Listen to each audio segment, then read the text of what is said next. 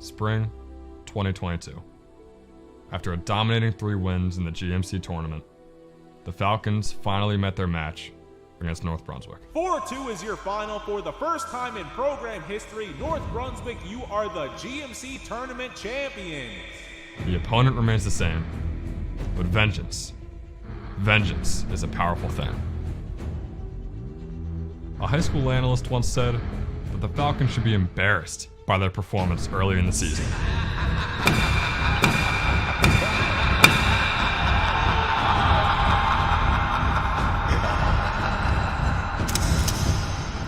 We never had to change.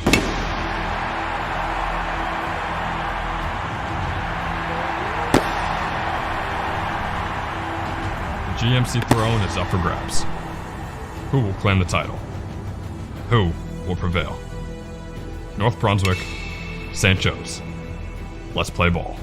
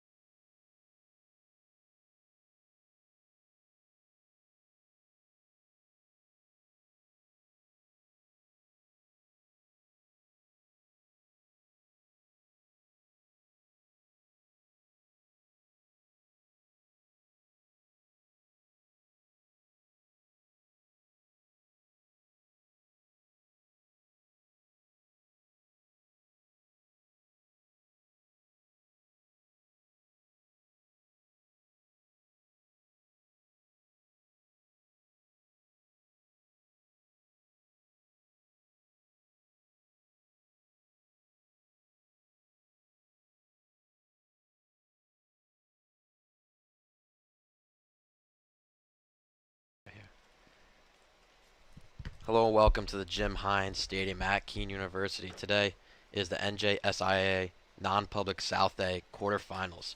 The number 2 seed St. Joe's will be taking on the number 7 seed Paul VI. St. Joe's coming off the GMC championship win off of a Jimmy Mulvaney complete game shutout, and he is back today on the mound for the quarterfinals. I am Jack Hemler with Ben Chadwick. So, Ben, do you expect Jimmy Mulvaney to keep on his hot streak with his last 2 games? I absolutely do, and I mean, with how good Jimmy is, I don't expect him to pitch too long. I know Brian Rios and possibly Matt Freeman could come in relief later on in the game, but just the sidearm that he has, Jack, I mean, especially if he's going against right-handed batters, I think Jimmy is going to have a field day today against Paul VI. The normal infield and outfield out for St. Joe's.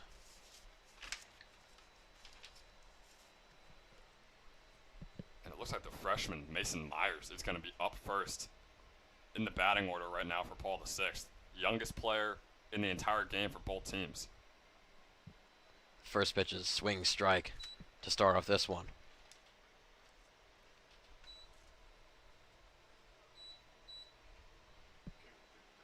Myers batting .319 on the year. Takes that one outside. And Jack, how do you feel that St. Joe's is going to be able to lock in back for another postseason run after going on that GMC championship run, which obviously ended in them getting a ring? We'll answer the question. Hardliner there to Ramsey is caught for the first out. And, you know, St. Joe's, they had a whole week since, I believe it's not a whole week, but just under a week since Sunday, that GMC championship. They had the game on Monday against Seton Hall Prep, which we see the loss of Mike DeSilva, who's going to be out for the year with a UCL injury, which is a huge loss, but still a lot of good pitchers on this team and have a lot of preparation for this state's run.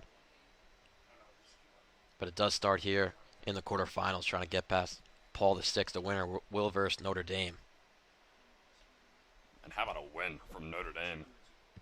Beating Donovan Catholic, the 2 seed, or the 3 seed rather, in this non-public South A group. And they have been red hot their past couple of games. 2 blowouts for them in the first and quarterfinal round.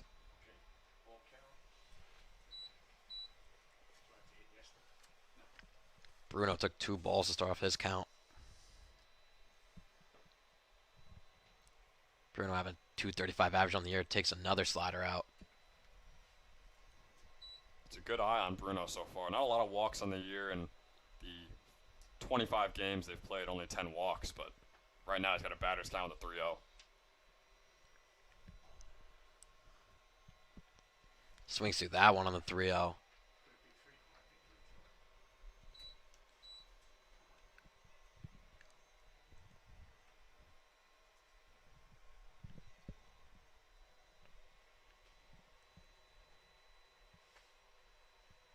Full count to Bruno. Is swung on and missed for Mulvaney's first strikeout of the day.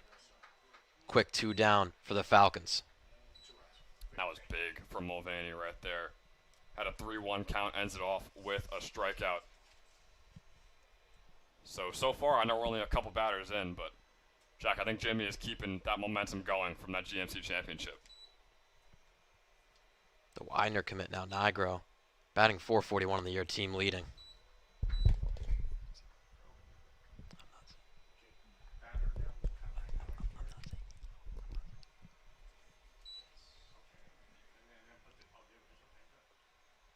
That one's low. Jimmy Mulvaney falling on the turf mound during that one. Yeah, I don't think I've seen that yet this year. I mean, St. Joe's obviously not playing a lot of games on turf this year, so maybe it's just because he's not used to it, but it's good to see him get back up quickly because would have been a pretty brutal loss for St. Joe's as they're trying to make this state run. The 2-0 now is fouled off. Been definitely the best field we've seen all year is this Keene field. It's just the mound, a turf mound is very hard for a pitcher. It really is. I mean, just to talk about the fields, it is. I mean, it's a beautiful day out here right now. You see the cane in writing right behind home plate. You see the K out in the center field and the lawn mowing and the grass. I mean, this field is top class, Jack. This is the nicest field I think we've played at. Maybe even better than the Trenton Thunder field. After that hard fastball, way outside, 2-2 now.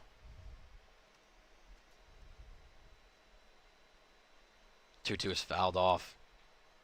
Try to go back to the slider. And Nigro, one of 2 commits on this team. We're going to see Lucciarelli later on in the game. Surprised he isn't further up on the batting order, being that he leads the team in almost every important hitting stat. The 2-2 again is outside. Make it a full count with 2 outs. So Jimmy definitely racking up the pitches, even though we've only gone through 2. Now on the third batter. Nearing 15 pitches already. Payoff pitch is swung on and missed. Mulvaney with 2 strikeouts. Has a great start to the first inning. And St. Joe's will be coming up in the bottom of the first, trying to add on some runs.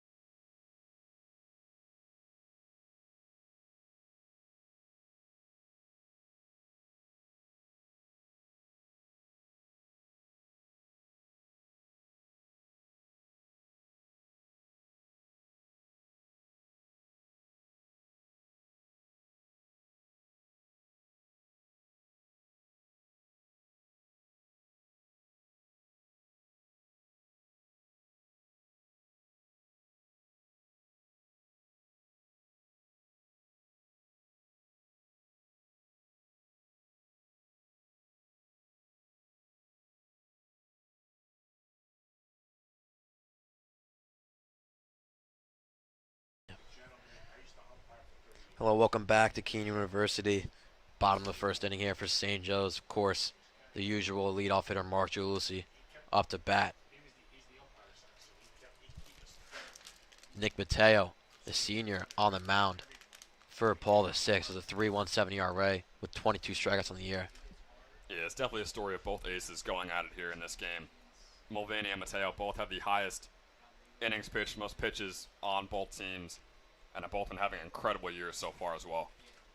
Talk about incredible year, team leading, average, OPS, doubles, triples, and stolen bases for Mark Giuliucci. It's the 1-0 for Mateo. Is fouled off.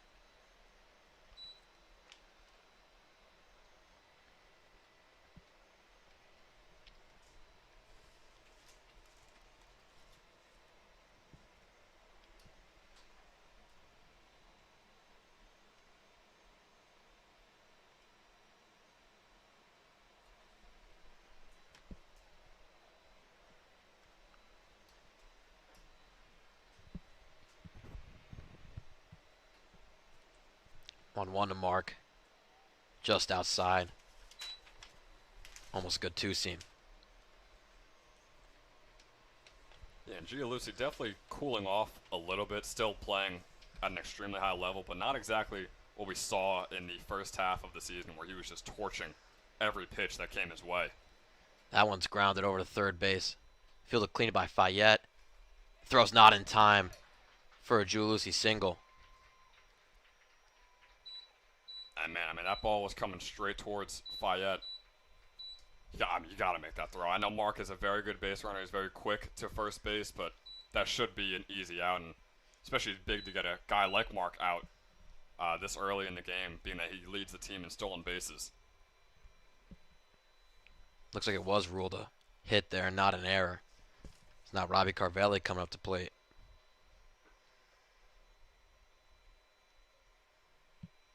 Lehigh commit takes the first fastball outside for a ball. Robbie batting .368 on the year, 27 RBIs, team leading. Yeah, and Robbie has played incredibly well. He might be the most consistent player that St. Joe's has. Lines that one over to left field, but should be foul. Would have been gone if it was fair, but it's going to stay in the plate here. I saw you on the edge of your seat for that one, Jack. Man, that was close, just maybe 10, 20 feet away. It's definitely going to put the jitters in Mateo, though. I could definitely tell you that, being that close to letting up a homer on your fifth or sixth pitch of the game.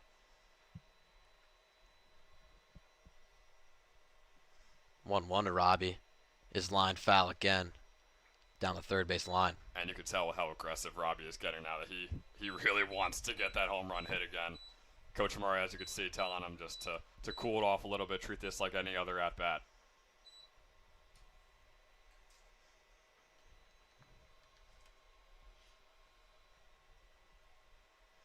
Mark a threat on the bases, and there he goes. As that one's popped up over to center field, and Mark's going to be running back. And caught by Myers, 1 out. Yeah, that pitch looked like it might have been out of the strike zone, but like I said before, Carvelli, once he got contact on that foul ball out to left field, he was going to be swinging at almost every other pitch that was remotely close to the strike box, and that's how we saw him get out right there. Josiah Brown up to bat now, the super senior. Still with Mark on first. Yeah, still look for Mark trying to steal. We saw him try to steal on that fly ball, and there he goes. The throw down to second is not in time. Giuliucci's 24th stolen base of the year. Gets a man in runner position. And we say it every time, whether it's a walk, whether it's a single, Mark getting on second base is pretty much a sure thing anytime he is on first. Josiah 15 RBIs in the year. Trying to get 16 here with Mark in scoring position. Swings through that one. Now 1-1 count.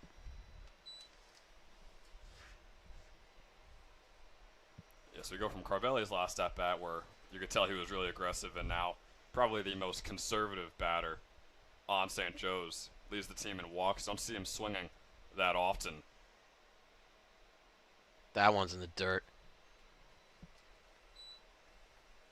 2-1 now to Josiah.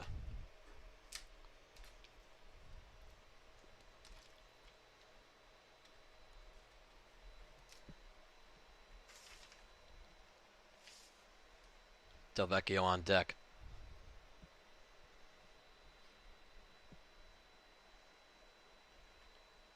2-1 is line down the third base line. Will be foul.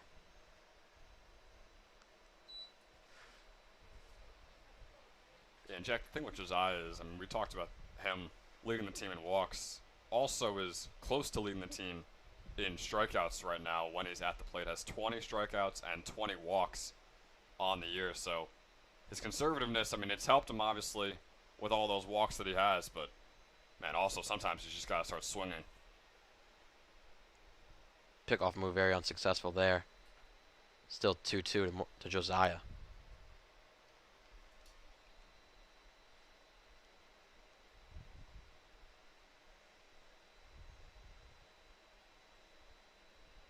That one's grounded over to the first baseman. He feels it cleanly. Can't get the second out. Mark going to home. And will be safe for the first run for St. Joe's. Man, there was a lot going on right there.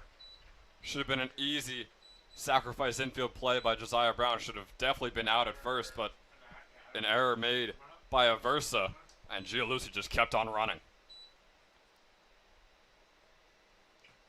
So will be counted as an error there, but a run scored for St. Joe's. And if you want to talk about power, this is power right here. Tyler Delvecchio had the game-winning homer in the GMC Championship. Also having 4 home runs on the year. And I don't think I've ever seen the St. Joe's dugout get that electric and that pumped up after that Delvecchio homer in the GMC Championship. Clean count. Josiah goes. That one's fouled off.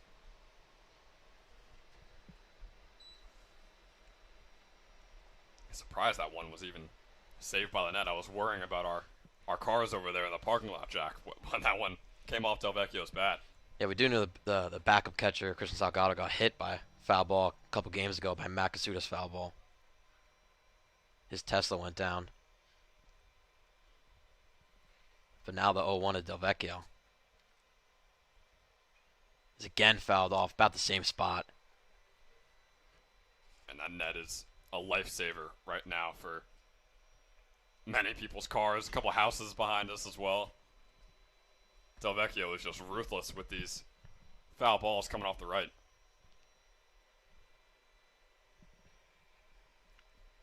Still 1 out with Casuda on deck.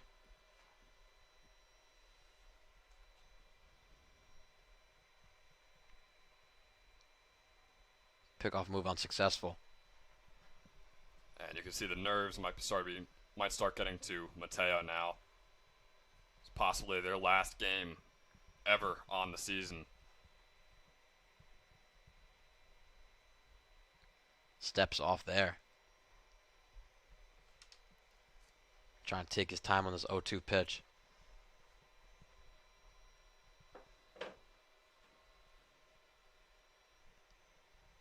Josiah takes off.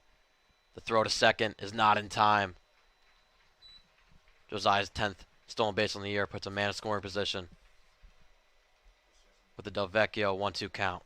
And Jack, did you see how early Josiah dove? I mean, I know we're on turf field, so you do have to dive early, but man, he was maybe a little over halfway to second base, and he was already horizontal. That was incredible to watch Josiah just fly through the air on that one. Yeah, definitely a turf field. You have to slide very early. You'd rather be earlier than late, because if you're late, you're way off. And that one is grounded in. Will be a single for Delvecchio. Murray waving around Brown. The play at the plate is not in time. St. Joe's second run of the day comes from a Tyler Delvecchio RBI single. They were going to count it as an RBI double. It looks like Delvecchio was safe on second.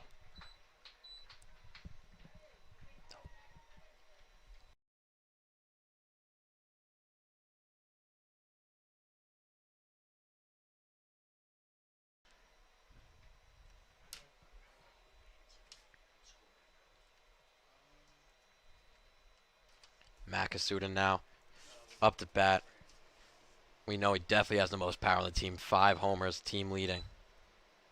Added 35 pounds of muscle this offseason. I don't even know how that's possible, but he somehow did it. And it's paying off.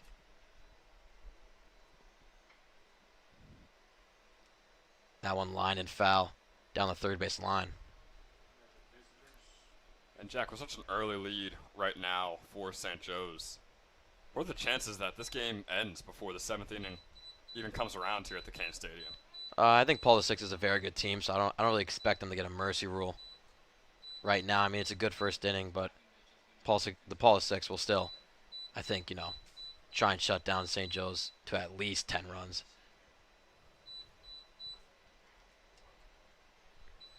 Kasuda fouled that one off, so 0-2. Now to Matt. St. Joe's really tapping into power lately. 15-3 in the last 18, and during that stretch, have a team combined 14 home runs.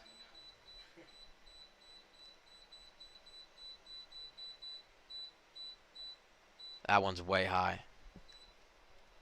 So 1-2. I think almost every single home run that the Falcons have hit this season have come in with that streak you just mentioned. I think it was maybe only Bobby's that's left out of that 18-game streak. And the curveball hits Kasuda. So now first and second with Joe Zamiti coming up to bat. And Jack, you can make the argument that with a man on first and second, Zamiti might be one of the best guys on the team in this situation, just with how consistent he is with the easy conservative hits. I mean, Delvecchio could easily get home based on what Zamiti does here. Yeah, Zamiti, first year on varsity, just batting .362, 22 runs batted in.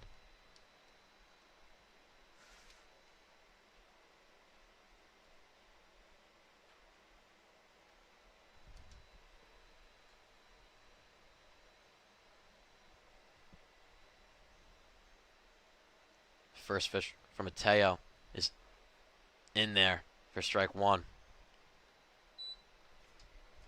You talk about conservative batters with Josiah Brown, like we were saying before, as a midi. Definitely up there with Brown. Always waits for the perfect pitch. That one's grounded in past the first baseman. Delvecchio rounding third. Play at the plate is again not in time.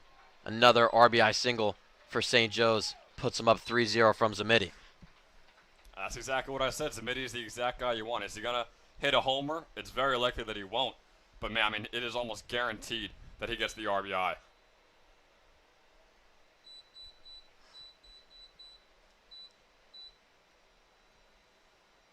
So, Coach Phillips will talk to Mateo now as we will take a break.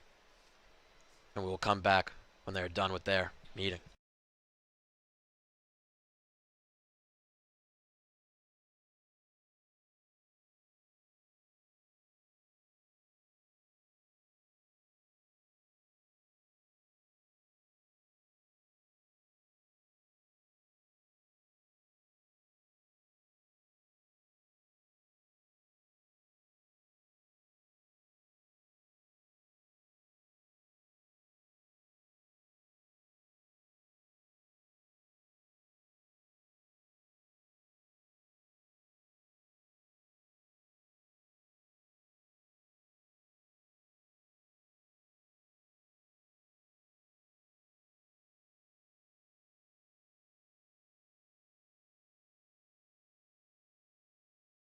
All right. That's fine. Okay.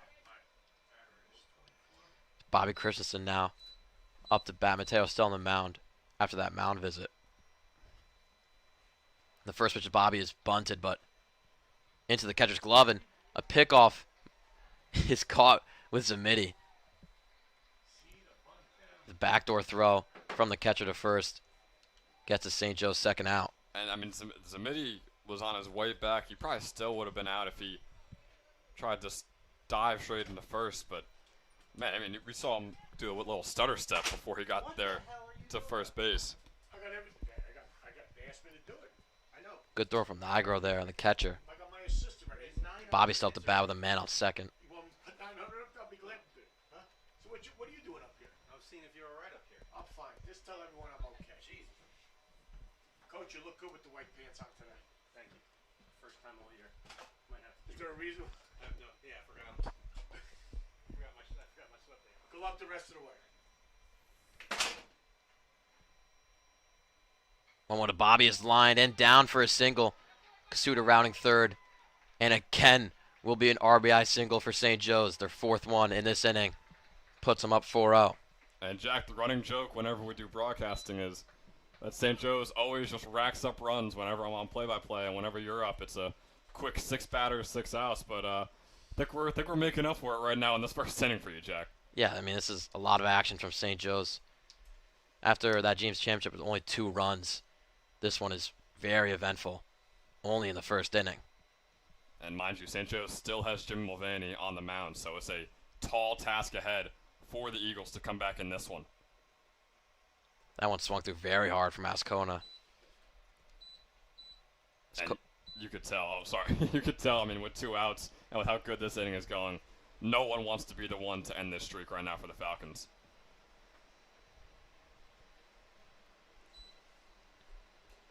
Oh, one to Ascona's a little bit outside.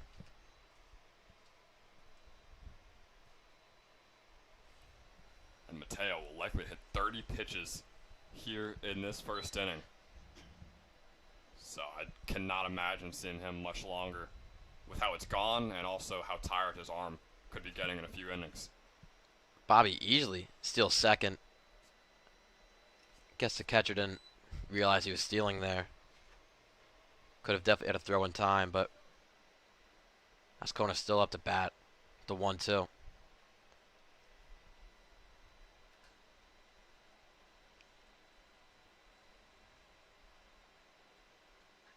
Pops that one up. Very high to Myers. Myers under it. And will catch it for the third out of the inning. But just before 4 RBI singles for St. Joe's puts them up 4-0. Jimmy Mulvaney back on the mound for the top of the second.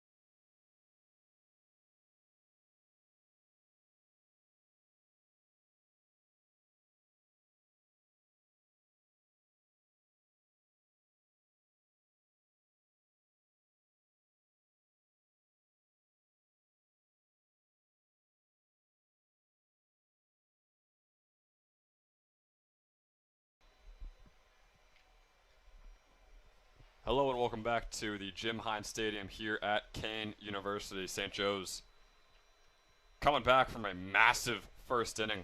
4 runs for the Falcons. And Jim Mulvaney, the Fairfield commit, back on the mound here for St. Joe's. That slider is a strike, the bottom right corner. Dom Aversa up at the plate, the senior, right now for the Eagles. 405 average, 676 slugging. A very, very solid year so far for him. Also leads the team in doubles and triples. They're going to see one of those here with this at bat, or Jimmy could get his third strikeout of the day on 4 batters. And Jack, we saw Jimmy in the GMC Championship. He had a great game. Don't get me wrong, but he maybe had 3, 4 strikeouts that entire game. We have 3 so far in 4 batters here at the top of the second inning.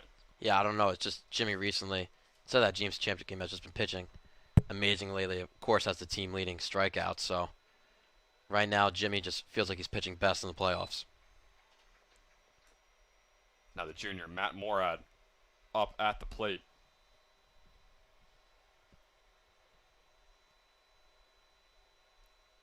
First one's a strike. Second one also swung at. 0-2 count right now. And man, Mulvaney is looking red hot right now for St. Joe's. It just feels like a non-GMC team that hasn't seen Mulvaney yet, just doesn't know what he's going to throw or doesn't know how he throws. So right now they're trying to get used to it. That pitch a bit outside to the left. And Jack, that seems to be Jimmy's only weakness is when he goes against repeat opponents, then they know what to expect, and kind of his main weapon turns into his kryptonite. But right now, against a Paul 6 team that they haven't played since 2016, no one knows about what Jimmy is throwing here. That one going to be fouled off and to the left. Sticking with a 1-2 count here for Morad.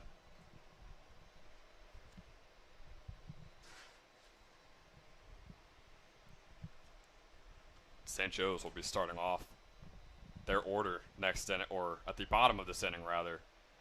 At the bottom of the order will Ramsey, and we're only at the 5th batter of the game as this one is popped up, caught by Mulvaney, and Mulvaney makes the throw over to first.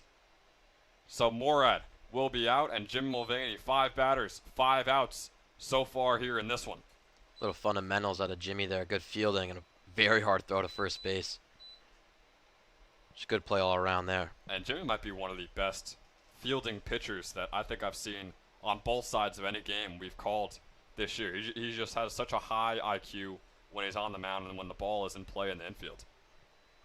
Now up at the plate, the sophomore Ryan Fayette, the third baseman. Swings at this one. It's going to be a foul ball behind home plate off to the left. A lot of very solid batters on this Eagle squad. Fayette is no exception. A 357 average with a 500 slugging, as well as his first home run of the season in their last game against Immaculata here in the first round of the South Non-Public A group tournament. That one by Jimmy. Curveball in the bottom right corner. 0-2 count.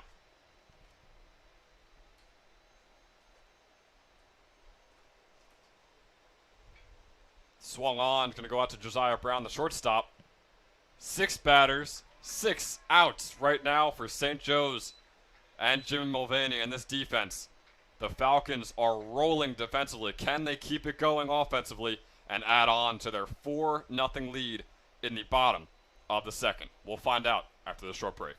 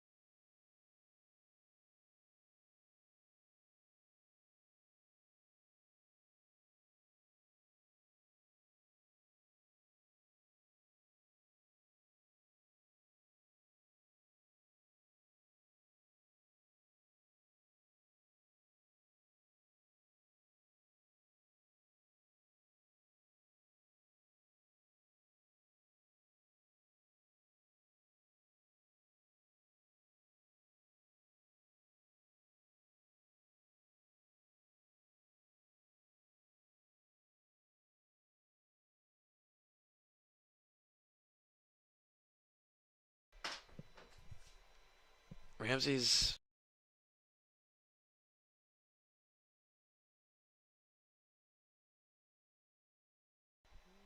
I don't know what that was. We are back here for the bottom of the second inning. The end of the order right now for St. Joe's. Will Ramsey up at the plate. Gonna take that one inside.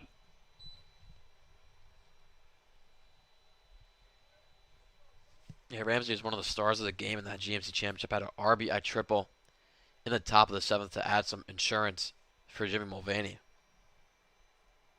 This one swung on by Ramsey out to center field, left center field. That's going to be a double for the senior Will Ramsey. And he keeps it going. When the games matter most, Will Ramsey steps up. And Jack, I was just about to add on to what you were saying. In the nicest way possible to Will. I mean, if you told me that one player was going to step up and do what he did in that game in the GMC Championship, I think Will Ramsey is not the first person I would have thought of. But man, he is coming up massively right now for St. Joe's, and he keeps it going in this game as St. Joe's tries to continue their hot streak from the first inning. Ramsey on second, back at the top of the order with Mark Gialucci. Yeah, we've been talking about in games before that when Ramsey gets on base for Mark Gialucci, it doesn't matter. It just all you need to do is get on base for Mark for him to get an RBI. We saw him do it during the Cranford game with the 2-run homer. And Mark checking that first one. It was in the strike zone, bottom right corner, so an 0-1 count to start off for Gialucci. And Mark has a real case to win New Jersey Player of the Year this year. Won GMC Player of the Year last year. That pitch in the dirt, giving Mark a 1-1 count.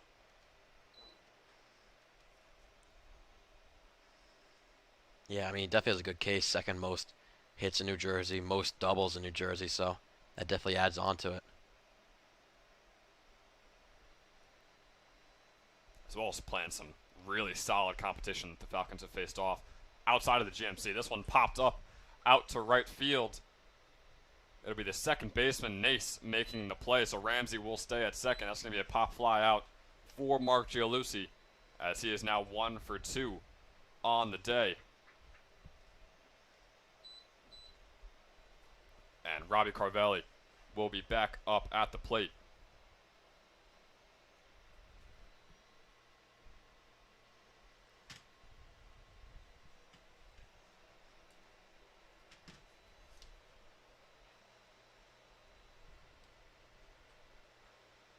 So Carvelli up at bat, 1 out. Ramsey on second. Swung on by Carvelli.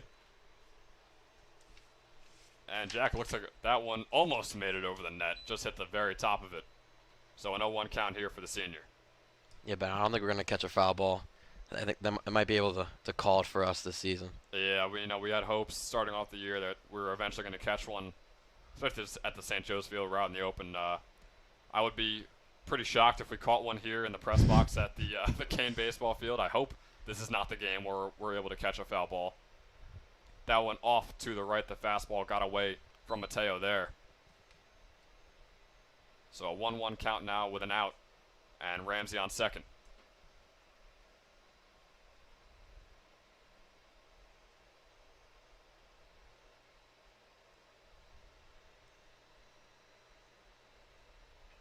Swung on by Carvelli out to left field. This can be another quick out for the Eagles. So it looks like Ramsey's double could be all for nothing. Even with St. Joe's being at the top of the order, Josiah Brown is going to try and change that. It's a very nice bounce back inning right now from Mateo, and he definitely needs it after what happened in that first. Yeah, that was a good fastball. Ran in a lot. Tailed right inside of Robbie's hands and just got him jammed for that line out.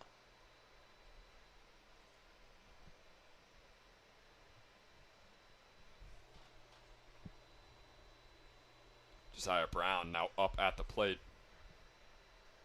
Had the hit that went straight over to third base, but still somehow got on base after a slow throw. This first ball off and to the left, but it will be called a strike 0-1.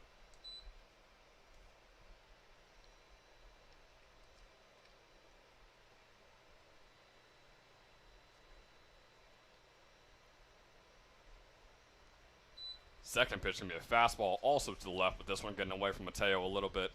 1-1 now for the super senior Josiah Brown.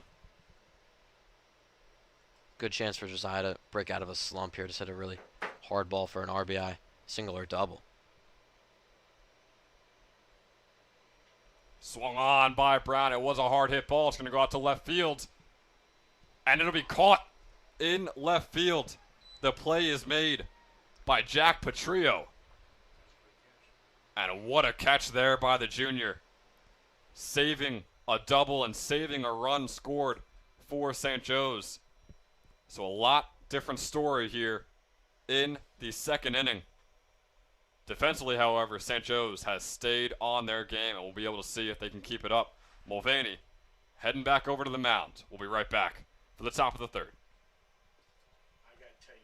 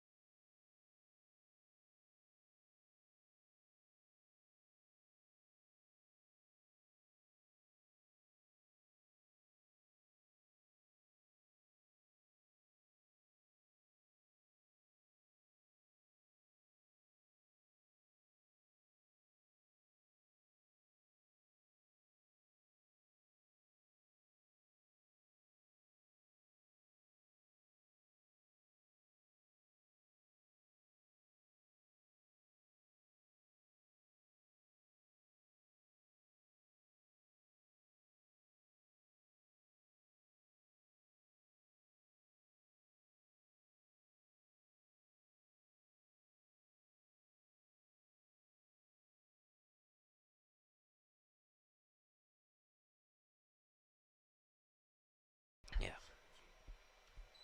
Let me welcome you back to the top of the third inning. Jimmy Mulvaney retired 6 batters in a row to start off this one. Now on his 7th, starts off that one with a strike. And Mulvaney, I would say he's playing out of his mind, but he's playing a average day right now for Jim Mulvaney. I mean, this is just how good he is as a pitcher, especially against a team that hasn't seen him yet this year. That one's lined. Will be over Bobby Christensen's head.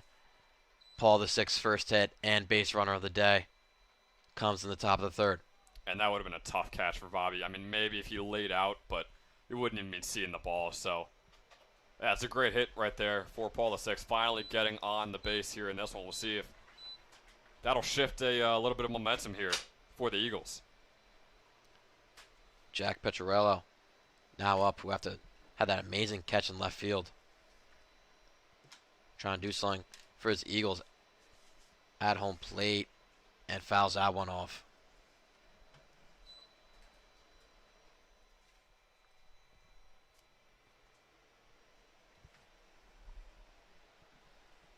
Yeah, Petrillo, we saw him make the incredible catch out in left field.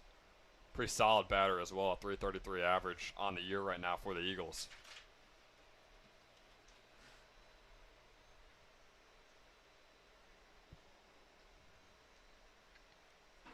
After the unsuccessful pickoff move, now the 0-1 in there. Good fastball from Jimmy. Quick 0-2 count. I mean, the good thing with Mulvaney is we're on the top of the third right now, and he is still under 30 pitches. So we could be seeing a lot of Jimmy Mulvaney in this game, if Coach Murray even wants that. Maybe save him for some later games. That one's popped up over to foul. Delvecchio trying to get it and can't make the catch.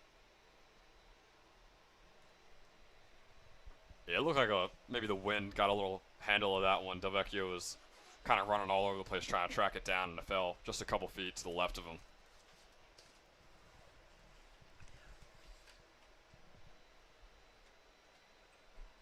I don't know, Ben. I'm looking at an American flag right now. I don't see any wind. You know, it's blowing a little bit, Jack. I stand by my statement. Also just trying to cover for Delvecchio. 0-2 with the runner going. Not there. Mark with the throw. In time for the first out of the inning. That's why you do not run on Giuliusi. Jack, I was just about to say, the bravery of a runner to go and try and steal second when Mark Giuliusi is behind the plate is something I would never do. It's just not a smart move. Fastest pop time in the entire state of New Jersey. Yeah, it's a rough going for your very first runner on base in the entire game. And that one is swung on and missed for Mulvaney's 4th strikeout of the game. 2 pitches, 2 outs there in that little sequence. So, man, Mulvaney allowed his first hit of the day, but now we're 2 batters into the 3rd inning, and we got 2 outs. So, still looking pretty good right now for Jimmy.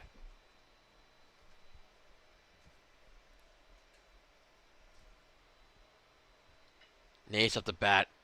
Will get the quick single on the first pitch. So quick base runner for the Eagles. Puts it back up to the top of the order with Mason Myers.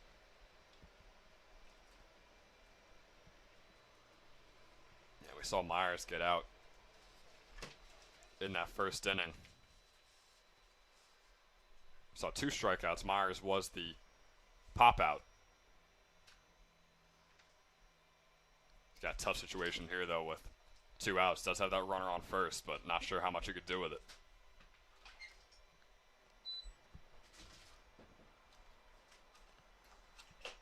First pitch was in the turf. Now the 1-0 is just high. And Mark will take time to talk to Jimmy. Yeah, Jack, I mean, it looked like Jimmy was not extremely happy with Mark coming up to talk to him. And it was maybe a half a second talk that they just had right there. But, you know, it's a 2-0 count, and I know there is a runner on first, but I think Jimmy has earned not having any meeting or anything like that so far in this game. Trying to end off the inning now with 2 outs with a man on first, and that one flied up very far, and Ramsey makes the catch in right center field. That's great communication, too, by the outfield. We saw Bobby, we saw Ramsey, we saw Carvelli all running towards it, and for Ramsey to get loud and make sure everyone knew that he was the one that was going to be catching that ball was a great play right there by the Falcons defense. Still no runs given up by Mulvaney. St. Joe's trying to add on to that 4-0 lead in the bottom.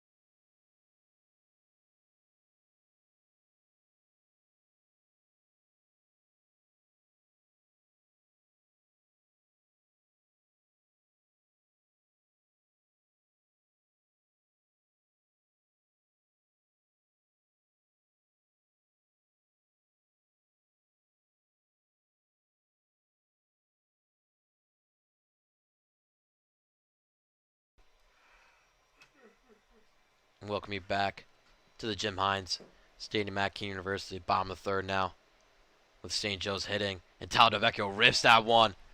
If it's fair, it's gone. And it's fair for a solo homer from Taladovecchio. First pitch of the inning is ripped for a homer. After that solo homer in the James Championship, he gets another one today in the quarterfinals.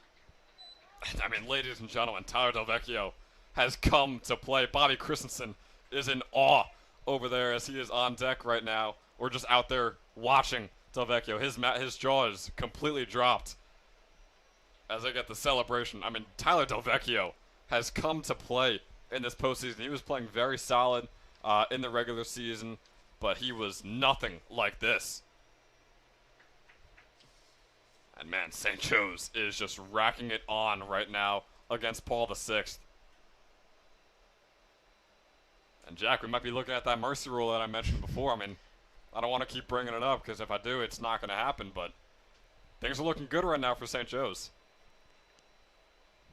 Now the umpires are maybe talking about if it was fair or foul. The other guy can't see it. I couldn't think what else they'd be talking about except if it was fair or foul. So we'll take a moment. And when they come back, Makasuda up to bat.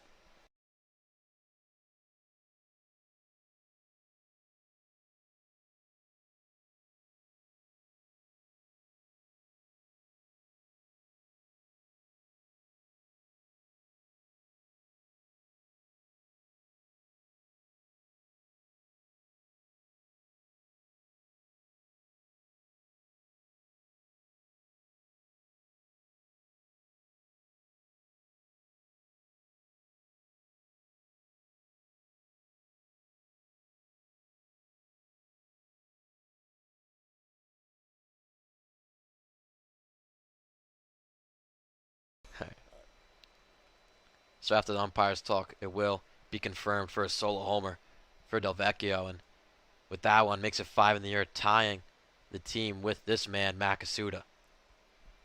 Yeah, the two power hitters back to back right here. This is a nightmare situation for any pitcher. And he lines out one to right field. Could get down, but caught by Murad for the first out of the inning. Yeah, a lot of power under it, but not exactly the same angle and height that Delvecchio was able to get. Still looked like a pretty good one, but that'll be the first out of the inning for St. Joe's. And I love going from that power hitting duo to this man right here, Joe Zamiti, who, like I said, is just such a conservative player. And even when he swings, a very conservative batter.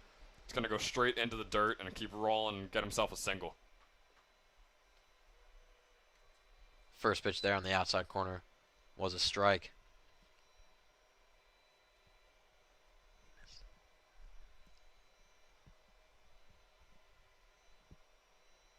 Oh, 1 now. Way too high. Now 1-1 count with 1 out. And Jack, when do you think the time should be to take Mateo out of this game? Currently at his 45th pitch right now in the bottom of the third, already down 5-0. Yeah, I mean, this should be the Eagles' last game of the season, so I think you got to be realizing that this right now, you want to put in as much pitches as you can. Even though Mateo is your ace, you got to start putting other arms because St. Joe's is just seeing Mateo very well. And if Paul VI were to come back in this game and possibly win, St. Joe's is going to be the best team that they're going to play, I would even say, in the entire tournament for this section. You got Notre Dame in your next matchup, and then likely Red Bank Catholic, the 1 seed in the championship, who, of course, I mean, we're talking as St. Joe's students, but who I think St. Joe's really is a better team than. Red Bank Catholic did win their sectional finals against Randy, who was being ranked as the #1 team all season until that RBC win. Now a hitter's count for Zamiti 3-1 is on the outside corner. Zamiti thought it was a walk, but will turn into a full count. Yeah, Zamiti was ready to toss the bat over to the dugout right there.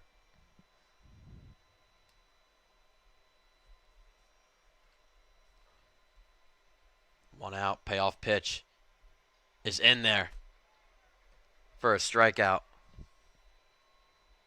2 down now for Mateo with Bobby Christensen coming up. And Jack, I don't think Zamiti swung at a single pitch that entire at-bat. I mean, we talk about how conservative he is. He could have possibly had the walk, which he did think he had the walk a couple pitches ago, and then it ends up being a strikeout where he just never even moved.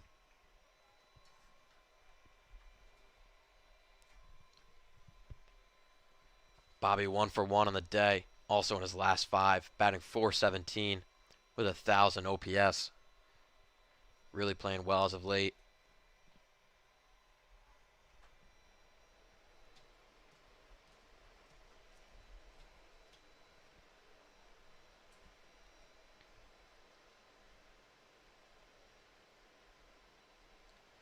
1-0 is lined into right center and will get down for his second hit of the day. Bobby 2 for 2 with a man on, 2 out. That's just the perfect little blooper type hit that Bobby got right there, getting right over Nace's head. Just barely able to outrun him. Still are 2 outs on the board, but with how this team played in the first inning, I wouldn't put anything past them from possibly getting Christensen home.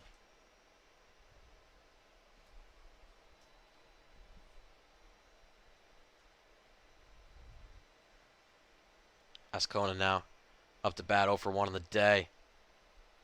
Pops that one up. Third base line and will be down for foul.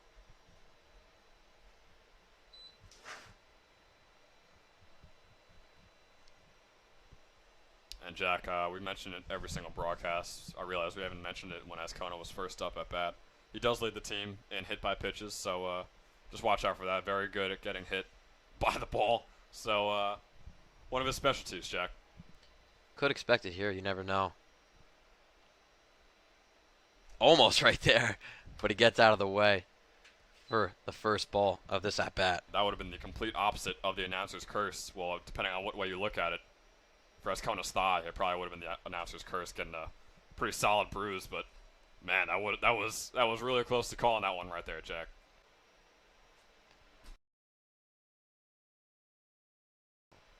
All right.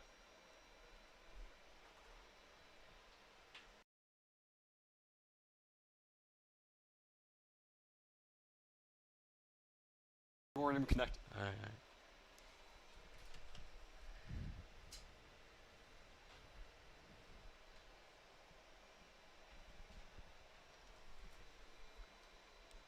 All 2s on the board. 2-2, 2 out.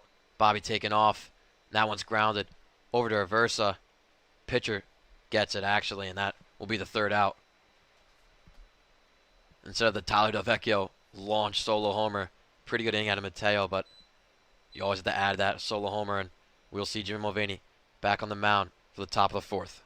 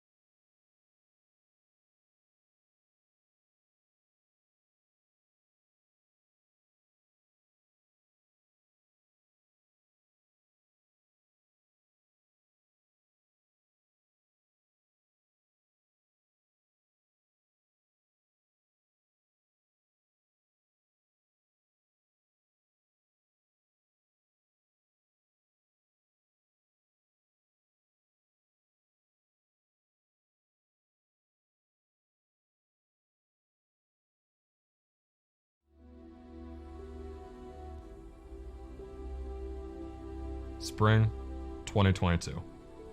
After a dominating 3 wins in the GMC tournament, the Falcons finally met their match against North Brunswick. 4-2 is your final. For the first time in program history, North Brunswick, you are the GMC tournament champions. The opponent remains the same, but vengeance is a powerful thing. A high school analyst once said that the Falcons should be embarrassed by their performance early in. We welcome you back for the top of the 4th inning here at the Jim Hines Stadium. Once again, Ben Schack joined by Jack Kellner and Jim Mulvaney, still on the mound, pitching a shutout right now. Only a couple hits allowed so far here in this one. Joe Bruno up at the plate for the Eagles. He's going to start off with a 2-0 count.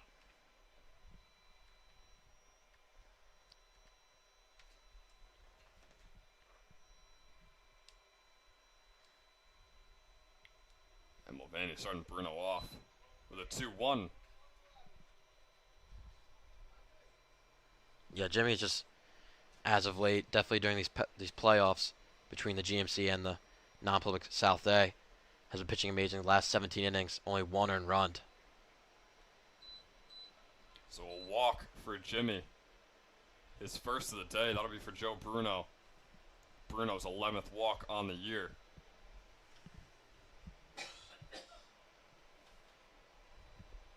And Jack, this unit has played so well for St. Joe's here today. This defensive unit, obviously headed by Jimmy Mulvaney, but fielding-wise, they've played very solid so far up until this point. Bruno up at first, just Jimmy Mulvaney. The pitcher making the fielding plays over to second. Then it goes right back to first for the double play for St. Joe's. We talked about it before, how good Jimmy Mulvaney is on the mound as a fielder, and he shows it off once again here in this one. Yeah, Ben, we've talked about it before. St. Joe's home field is not the greatest fielding, and you come to this turf field, a lot easier for them to make the plays that they should be making all season. So now no runners on base and a couple of outs already to start off this fourth. That slider by Mulvaney is in there in the bottom right corner. Dom Aversa up at the plate. Most at-bats on the team, but not even near the top of the order here in this one. Swinging at the second one, giving him an 0-2 count. Can always guarantee one thing from Jimmy is he's going to dot that outside corner with the slider. Mulvaney barely over 40 pitches here, and he's got an 0-2 count with 2 outs in the fourth inning.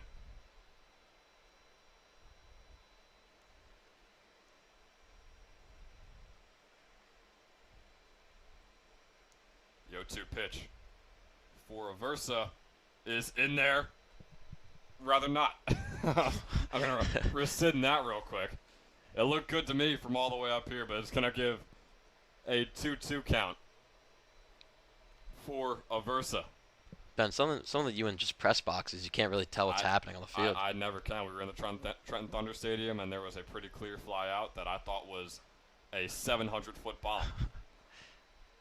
There it is, the strikeout from Mulvaney. He tacks on another one here in this game, his 5th of the day.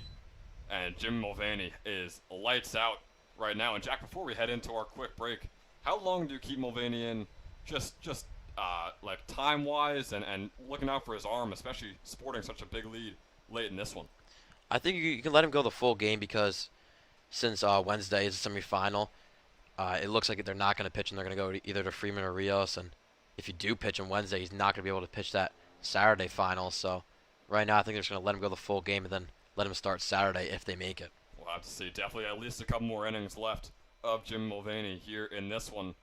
But not before St. Joe's is back up at the plate, trying to repeat what they did in that first inning. We'll be right back.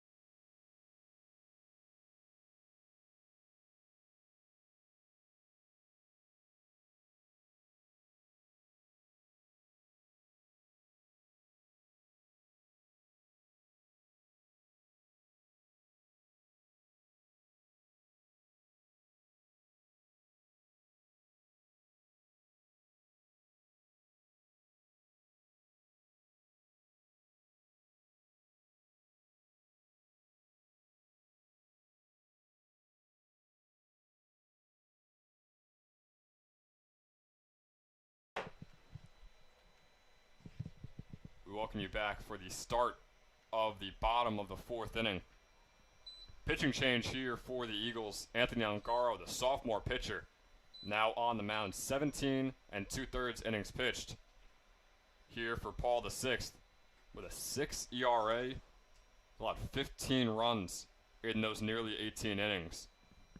Has 14 strikeouts as well. So we'll see how this pans out. Will Ramsey might be trying to take advantage of him early. And he will be able to. Will Ramsey with his second double of the day. Out to right center field. Nearly hitting the wall. Will Ramsey is going insane in these past few games. He was the hero of that GMC championship. And he is really helping out this big lead right now for St. Joe's. And just like that, Ramsey at the bottom of the order. Mark Gianlucci, the Virginia commit, back up at the plate with Will Ramsey on second and no outs. Yeah, it's Will's 4th extra base hit in the last 3 games. Just when it matters, Will is playing at his best, and right now he's seeing the ball easily the best on the team, I would say. And Ramsey playing outstanding so far, and we know how outstanding this guy can be, especially when he gets hot. This one swung on by Gianlucci. That'll be a foul ball off to right field, giving him an 0-1 count. So a rough start for Ongaro, going against the last batter of the order for St. Joe's and letting up a double, and now you're right back to the top of the order with multiple D1 commits, especially a Power 5 commit in a school like Virginia. Swung on by Gianlucci, reaching for that one. Going to be another foul ball. Yeah, Mark shaking his head after that one. And maybe he's not with himself right now. We saw that single in the first inning wasn't the greatest single. He heard it from his dad near the press box, so Mark not having the day he wants right now. And it's a good thing the rest of the Falcon team is obviously stepping up in this one. We've seen Mark almost single-handedly will the team to wins before, as that fastball is high, giving us a 1-2 count for Gianlucci. Yeah, it definitely shows a progression on this team. It felt like during those first couple of weeks that it felt like the whole team was on Mark's back. Now it feels like the whole team is just playing as a team. Swung on by Gianlucci out to the third baseman. Play will be made at first base. Ramsey will advance himself onto third base. So getting Gianlucci out at first, but Jack, do you think the play should have been made at third to Fayette, or try and get Ramsey out somehow while he was in the middle of second and third there, or was the play to Mark Gianlucci at first better? Yeah, Ramsey stuck when he made the play, and when he threw it, that's when Ramsey went. So that's really what happened there. A good play by the third baseman, Fayette. So the first out of the bottom of the 4th here for St. Joe's. Runner in scorer's position, Ramsey on third. Carvelli up at the plate. It's going to be a high fastball to start it off with a 1-0.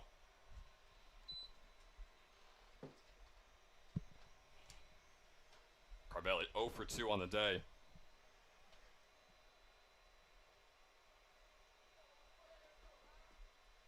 Looking for his first hit.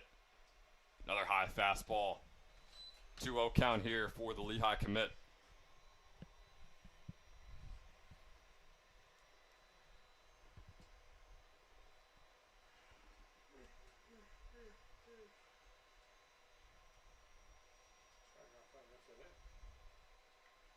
This one finally hittable, and Carvelli swings at it. That's going to be a foul ball off to right field, giving us a 2-1.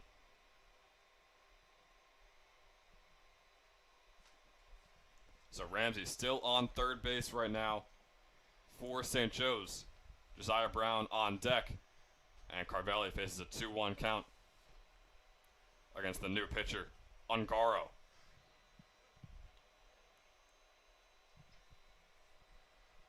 Ben, they were talking about either Rios or Friedman coming in if they need a relief, but such a big lead right now. You expect maybe Benny Fonseca to get in.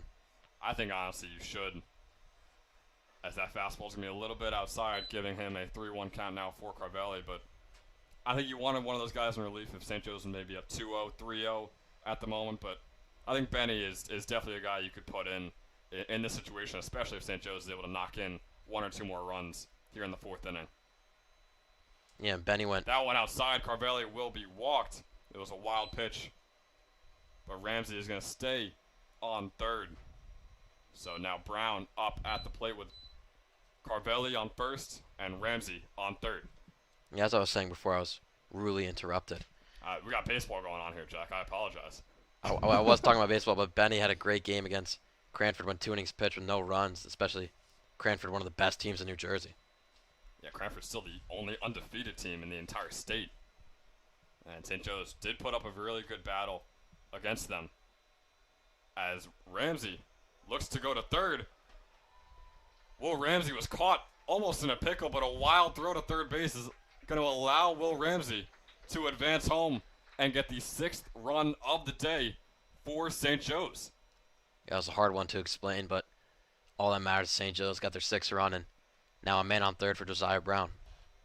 And Carvelli also able to advance all the way to third base, so the same exact situation essentially for Josiah Brown, but just knocking in another run. 1-0 count here for the Manhattan commit Brown. Swung on, it's going to be a foul ball out to left field.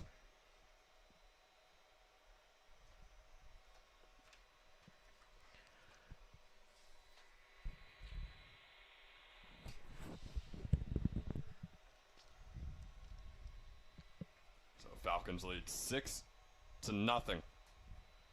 over Paul VI. That pitch gets away from Ungaro, giving Josiah Brown a 2-1 count. And Jack mentioned how this is the last game of the season, or could be the last game of the season, rather, for the Eagles. So do you just run through almost every pitcher, especially if Ungaro allows 2, maybe 3, 4 runs in this inning alone? Yeah, I think if it gets out of hand, you got to put somebody new in. You got to be urgent. You got to think that this is your last game. Another wild pitch there. But Nigro able to get behind it before Ramsey, or rather Carvelli, thinks about taking home. So batters count 3-1 here for Josiah Brown. Ungaro desperately trying to get out of this inning as quick as possible. Swung on by Josiah Brown. It is far out to right field. And it'll be caught by Morad. Carvelli will easily find his way home and knock in the 7th run of the day. And Jack, I had to hold myself back there for a little bit. I was on the edge of my seat. I was going to try and get that home run call in real quick, but I held back, and the play by Morad was made out in right field for the 2nd out of the inning. Yeah, I mean, that one hurts for Josiah. Even though he got the RBI in, it's just so close to his 2nd home of the year. We saw the dugout getting hyped for him, trying to cheer him up after that. So close of a 2-run homer. And talk about home runs. Man, we have up at the plate right now, Tyler Del Vecchio now ties for the team leading in homers with 5 on the year.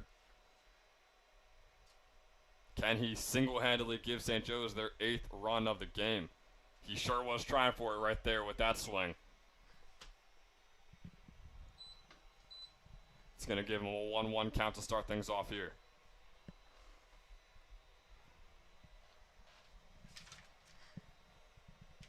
Ungaro nearing 20 pitches. That one's going to be a strike fastball down low for Del Vecchio.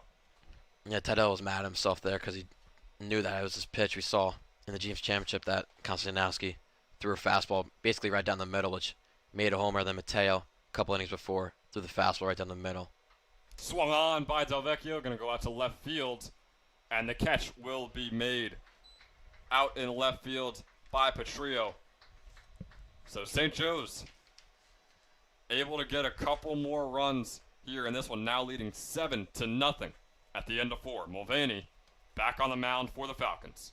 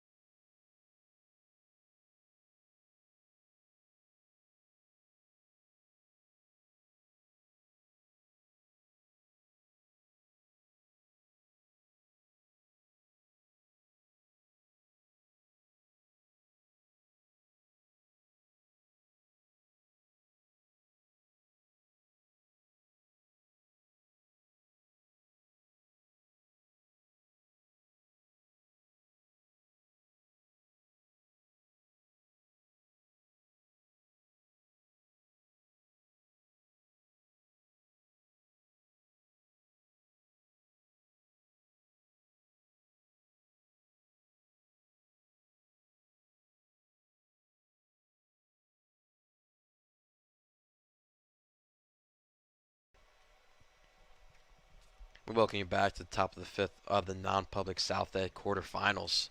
Winner of this will take on Notre Dame.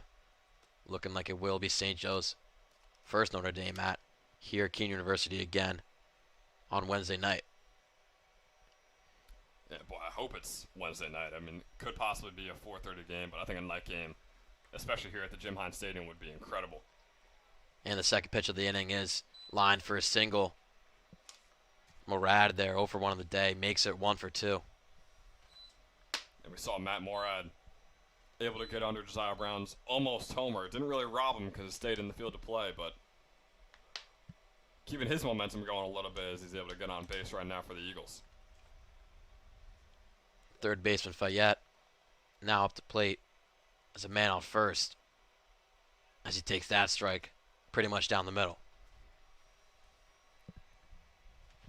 And Jack, pitch count wise, Mulvaney is still doing very well for himself. Still under 50 pitches here in this one, but just looking at a 7-0 lead, you wonder if you want to take him out as he hits the batter there. Rare bad pitch from Mulvaney. Hits the batter. Now Mark Giulici will take time to talk to Jimmy. And Brian Rios is warming up off to the left. So you wonder if he's the guy to come in, and then that will likely mean that Friedman would be the starting pitcher against Notre Dame on Wednesday. But we'll have to see what happens. Jimmy only hitting 2 batters on the year this year. That makes it 3. It's a very rare sight there. Now has no outs, first and second. Yeah, definitely the worst situation St. Joe's has been in all day defensively. The first pitch is fouled off and hits Lucciarelli.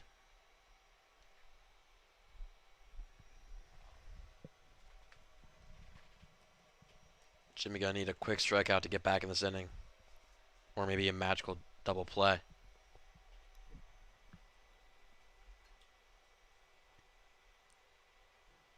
Oh, one is painted on the outside corner. Oh man, that sidearm slider from Jimmy is absolutely disgusting. We see it so often, but it is just so pretty.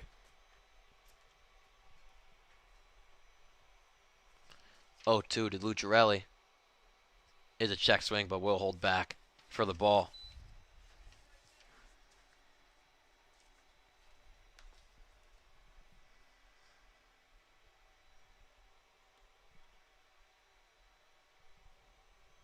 Big power threat is Lucciarelli. 5 homers on the year and swings through that one for Mulvaney's 6th strikeout of the day. Gets the first out down. Still first and second. He's just racking up the strikeouts here, and that's what we mentioned before. When a team doesn't know what they're going against in Jim Mulvaney, when they haven't played it against him this season, that's when he's the most dangerous, and that is exactly what we're watching here in this one.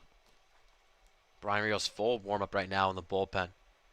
Could be Mulvaney's last inning of work as that one's grounded and not made by Josiah Brown, which will be bases loaded now for the Eagles. Definitely could have saw Morad try and go home there. Third base coach didn't want to send her. I believe that's Coach Phillips, too, the head coach. Man, I think he definitely could have got home. It was tough to call based on if Kasuda would get there or not, but could have been the first run of the day for the Eagles. Now Coach Murray going out to talk to Mulvaney, and the infield could be his last batter.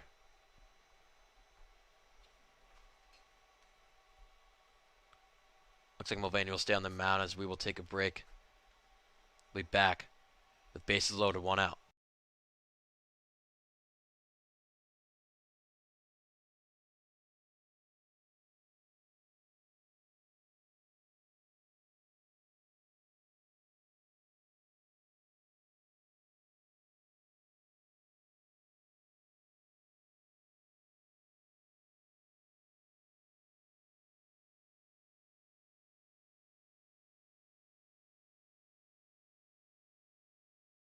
Sure. Jim Mulvaney still on the mound here for the bases loaded. 1 out, throws that pitch outside to Nace. Nace trying to get in the first runs today for the Eagles. 1 for 1 in the day.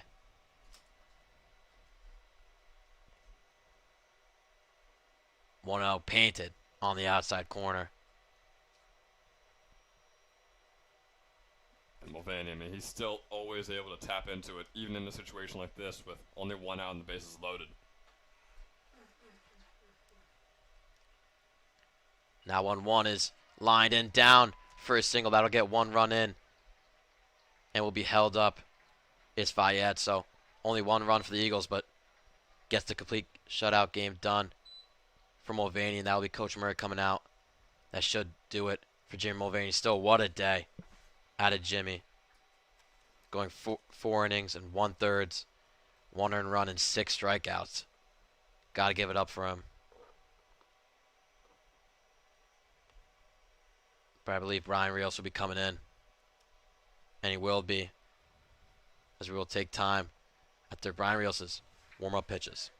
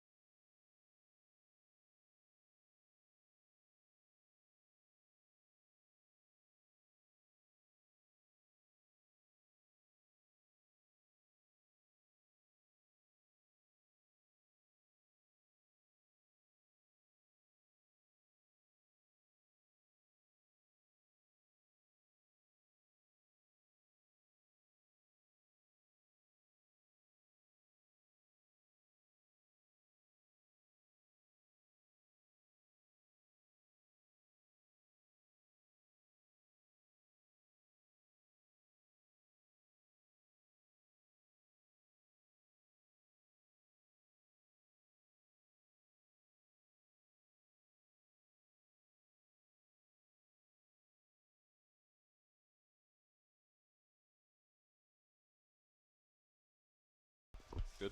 Yeah. And we welcome you back. Still the top of the 5th inning. Bases loaded, 1 out for Brian Rios. Pretty solid year. 26 innings pitched with a 3.23 ERA. Has a team leading only 6 walks in the year as he starts that one with a hard strike.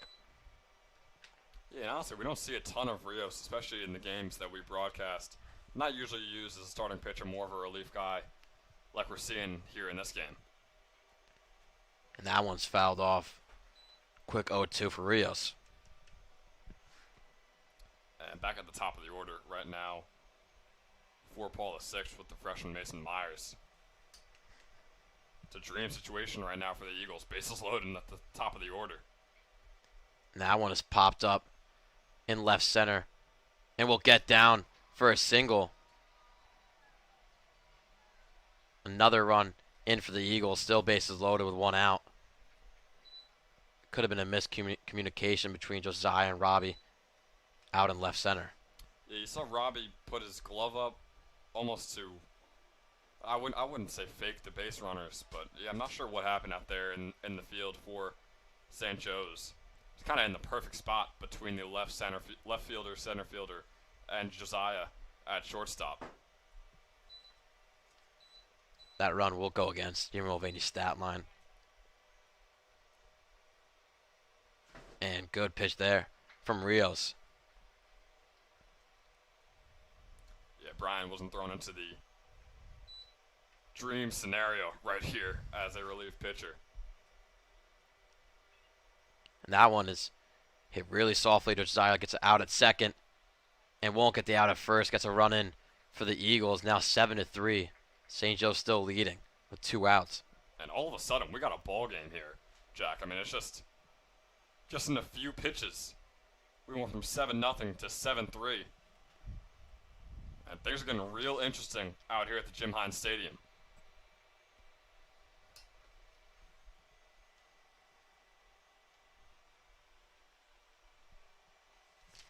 Catcher Nigro up to bat now. That's a first and third, 2 outs. First pitch in there for strike 1. And Niagara yet to get a hit on the day, but one here would give them their 4th run of the game and make this only a 3-run lead for the Falcons.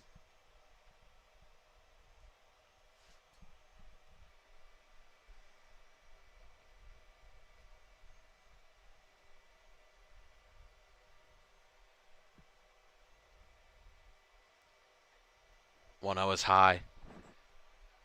Make it 2-0. You could see Mulvaney in the dugout. He's still mad at himself because he knows that these are his runs that he allowed on base. That this is the situation that he put Brian Rios in. So you could see him beating himself up over there, even though he's had an incredible game so far.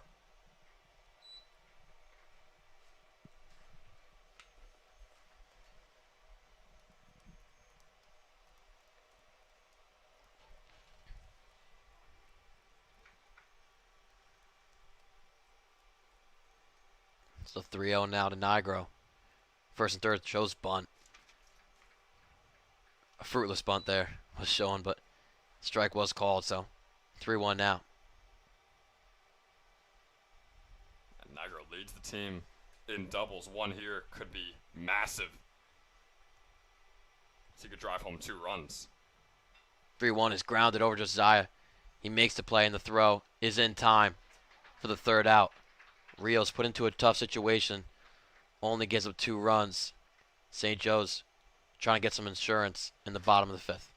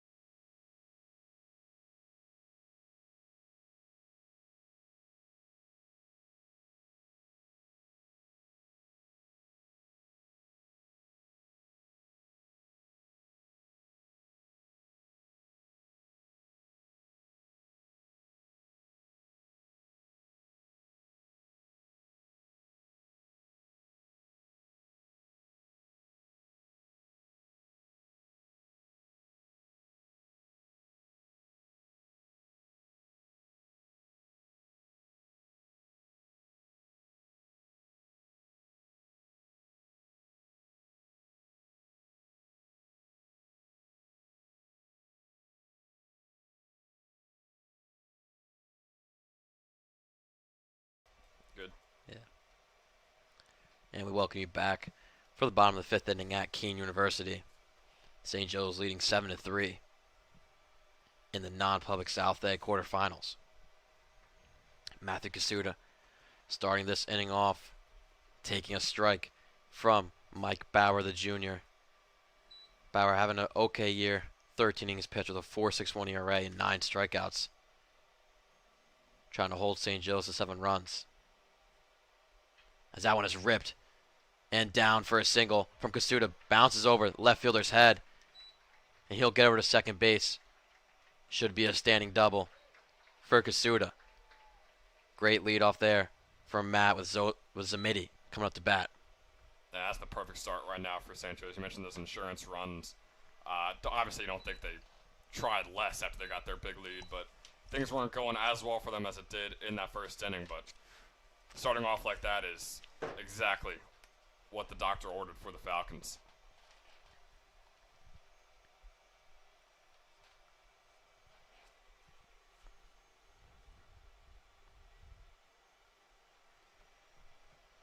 Zamidi 1 for 2 on the day with an RBI, trying to knock in his second with Kasuda on second.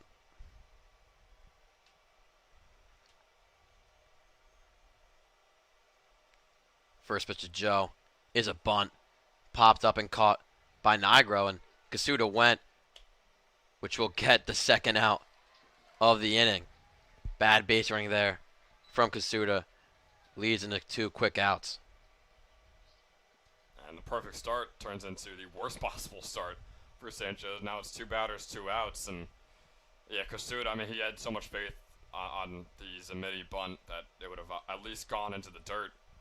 But man, that is worst case scenario right there for St. Joe's. So Bobby Christensen now up to bat, having a very solid day, 2 for 2 with an RBI. Almost gets hit on that first pitch, though. Yeah, I don't know if we want to injure our Bobby Bombs. Definitely don't want to injure Bobby Bombs.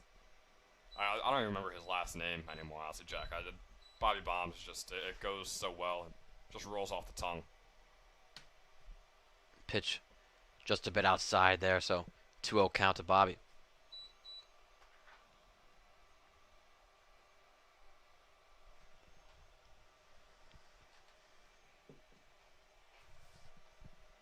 Now the 2-0 is lined and caught by Nace, the second baseman.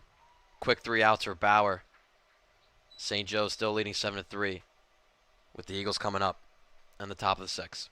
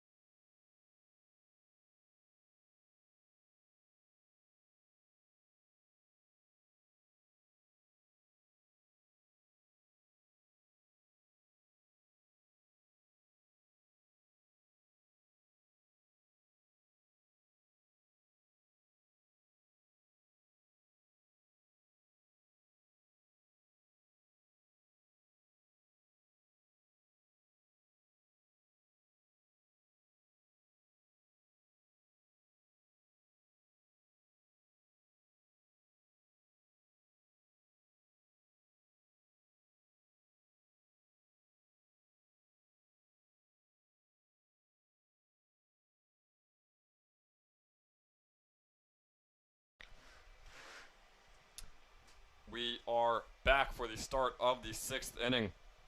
Game gets closer and closer as we go on. Dama Versa Now up at the plate for the Eagles, Brian Rios, starting off his second inning, first full inning for the Falcons here in this one, and starts it off with a ball in the dirt, 1-0 count. It could be the last real chance for the Eagles. Aversa. This one goes straight out to center field. Carvelli is going to get behind it, but not before it hits the turf. So Dom Aversa starting things off right with a single. And Paul VI does not have much time to come back in this game, but with how they're playing recently, Jack, I would not be shocked. Yeah, now Mark's going to talk out to Brian.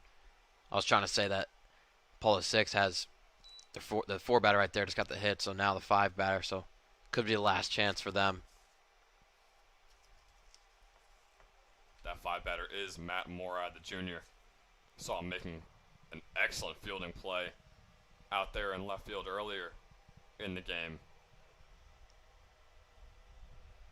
Now up at the plate with Aversa on first and no outs. Fastball from Rios, too low, 1-0.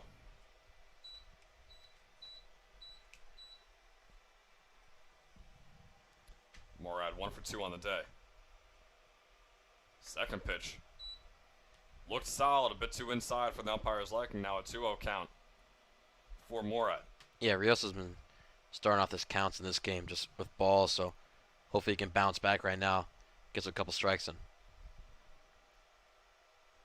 A very fastball heavy pitcher, and that third one also going to be inside. 3-0 count now for Morad with no outs and Aversa on first.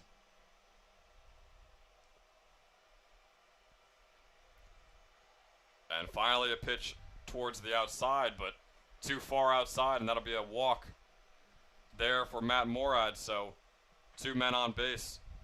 We're going to get a coach as well as Gialusi going to head to the mound to talk with Brian Rios. And Jack, is there any chance that they possibly put in a Matt Freeman still in this game? Yeah, if it gets out of hand, definitely, but right now I think he's got to calm down. And the coach Rip, the pitching coach, going to talk to Rios right now. Checking to see if he's ready to. So a quick meeting held from Coach Rip, like you said, as alongside Mark Gialusi and obviously the pitcher, Brian Rios. As we get set for the third baseman, Ryan Fayette's at bat. Just a sophomore.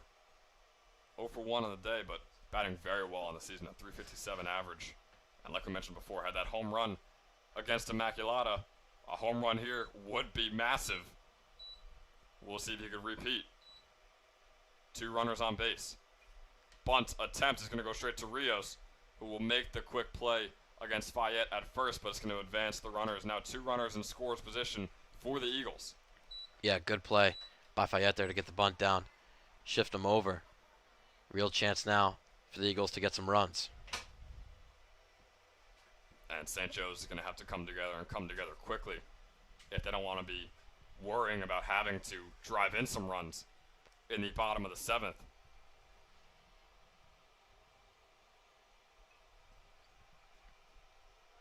Now up at the plate, Anthony Lucciarelli. He'll start off with a foul ball, 0-1.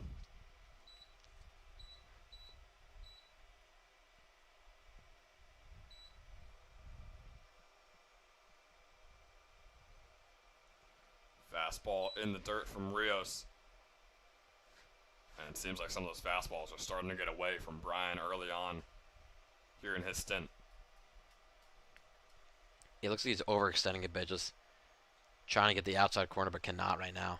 Swung on by Lucciarelli out to Christensen at second base. Play will be made at first base. A run will come home for the Eagles. 7-4 is the lead for St. Joe's with a runner on third and 2 outs.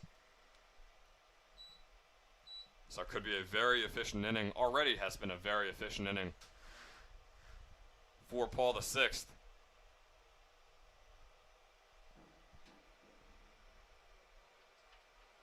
Finally, a strike thrown from Rios against the junior Jack Petrillo. Yeah, it feels like if he doesn't get this batter out and gets another run in for the Eagles, this could be Rios' last batter. Breaking ball right there from Brian, switching enough from the fastball, and it catches Petrillo off guard.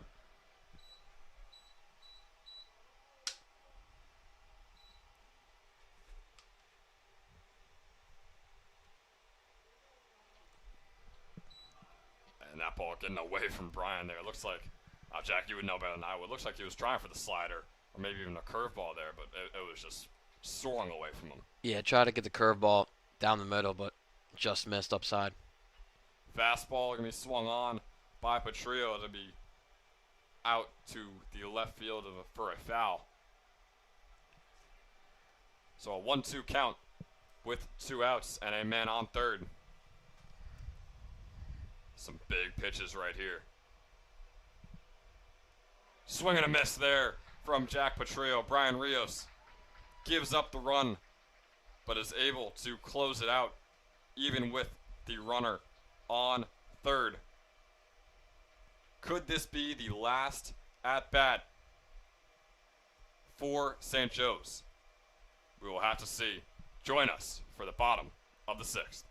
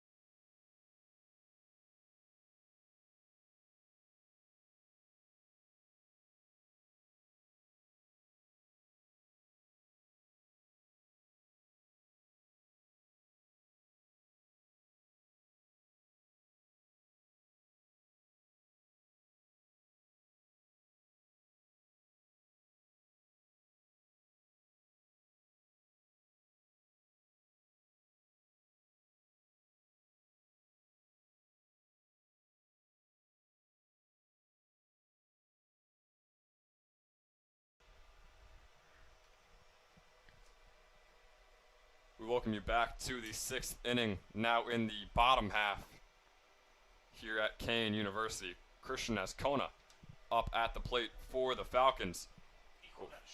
First pitch is going to be a strike for Ascona. Man, that was I'll be honest, that was a ball from my book, Jack. I don't know if you saw that, but looked like it was outside. As Ken Ascona make up for it. However, on this pitch, that is going to be a double for Christian Ascona out to the right field. And the senior with the bow and arrow celebration as he brings on Will Ramsey, who is also having himself a day. Yeah, I was gonna say right before that Ascona is not having the greatest, stint of hitting right now. His past 10 games is really not hitting well, but right there, breakthrough with a good double. You could say the same thing about Will Ramsey before the GMC Championship, but after the GMC Championship, looking like one of the best hitters on this St. Joe's team. Also, not to mention another pitching change for the Eagles is the freshman Tyler Rogers out there with a 2.9 ERA on 21 innings pitched with 12 strikeouts. So their 4th pitcher of the game here in just the bottom of the 6th inning. Ramsey up at the plate. already with 2 doubles here in this one.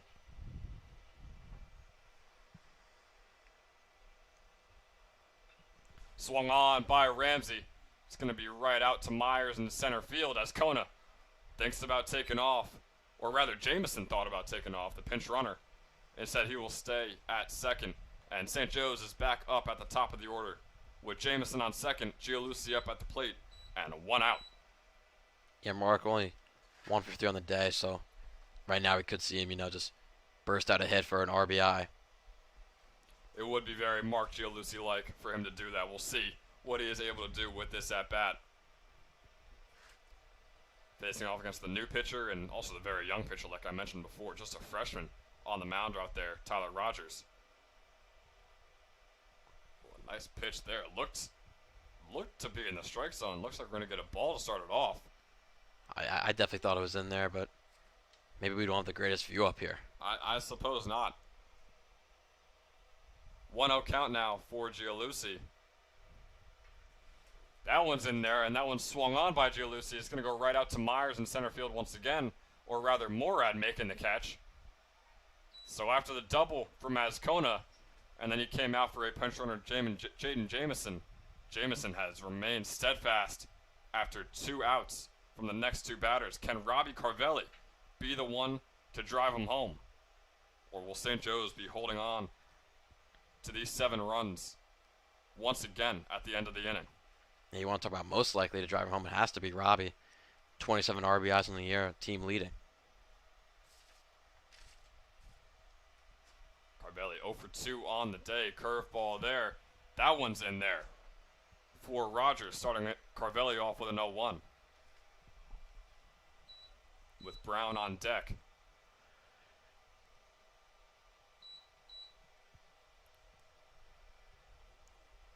Rogers going to take a time here.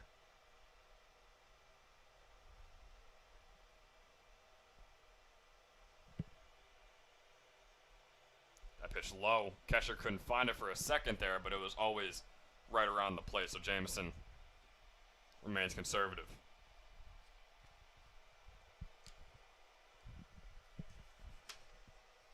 So 1-1 count.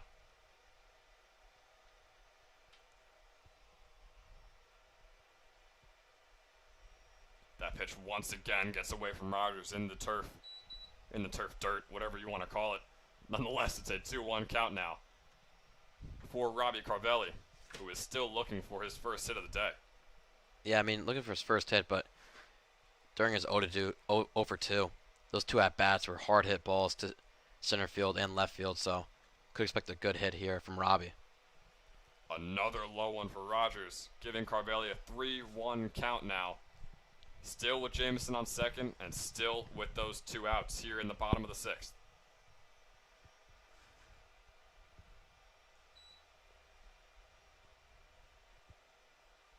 That pitch is in there. Fastball along the right side, giving us a full count here for Robbie Carvelli.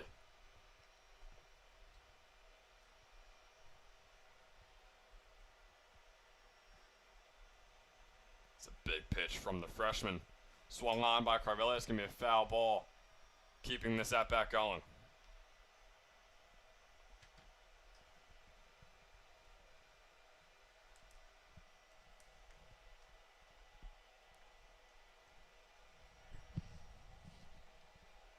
St. Joe's desperately just trying to add on that one more run from Jaden Jameson before they end off this inning. That one gets away from Rogers, and Carvelli will be walked to first base as Josiah Brown takes the plate. Yeah, and I think if you're Rogers, you want to get the out right now, definitely, because Josiah Brown, who's not having the greatest year right now, not having the greatest day, so with Tyler DeVecchio on deck, you want to get the out right now. We saw possibly a homer from Brown earlier in the game in his last at-bat out to right field. This one swung on also out to right field. That's going to be a clear foul ball. Starting Brown off with an 0-1 count. And we've seen Brown get more and more aggressive as this game goes on. I mentioned in his first at-bat how conservative he is. Leads the team in walks, also leads the team in strikeouts, but keeps swinging more and more. That one is in there for a ball, rather. So that's going to be a 1-1 count now for Josiah Brown. with a man on first and second and those 2 outs remaining. That fastball is going to be off to the left, but called a strike. And boy, I mean, we've had a few of those here today. Can't call anyone out, but man, some of these pitches for both sides as well. St. Joe's has gotten away with some whenever they're on the mound. This one swung on by Brown out to left field. Can Petrillo get there? He will not be able to. So the 1-2 count remains going here for the Super Senior.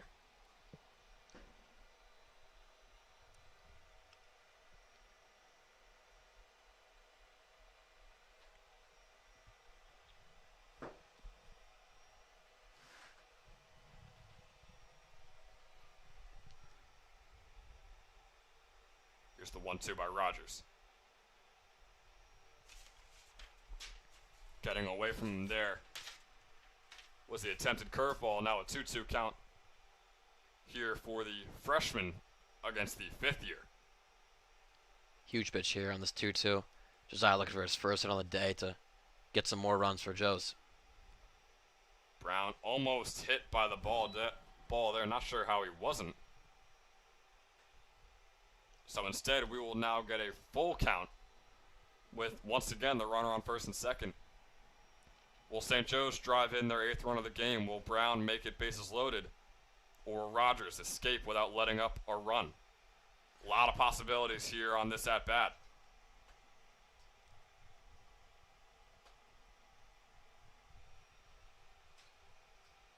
Here's the 3-2. Swung on by Brown. And that gets down. Jaden Jamison makes his way home. Carvelli finds himself at third base. And St. Joe's gets their 8th run of the day. And Jack, I don't know if you saw, but the throw to Fayette from Myers out to third base required a pretty athletic catch from Fayette. And if he didn't grab that, Carvelli would have easily gotten home, but nonetheless, still a great play. Josiah Brown getting his first hit of the day at a perfect time as St. Joe's increases their lead to 4. Late here in the bottom of the 6th. Yeah, great hitting there from Josiah. Got the fastball low and just ripped it over to center field. Got the 8th run in for St. Joe's. Now Tyler Delvecchio already had a homer here in this game. Brown takes off for second, and Carvelli was trying to pick off from Nigro at third. Both are safe. So now 2 runners in scores position for one of the hottest hitters on St. Joe's right now.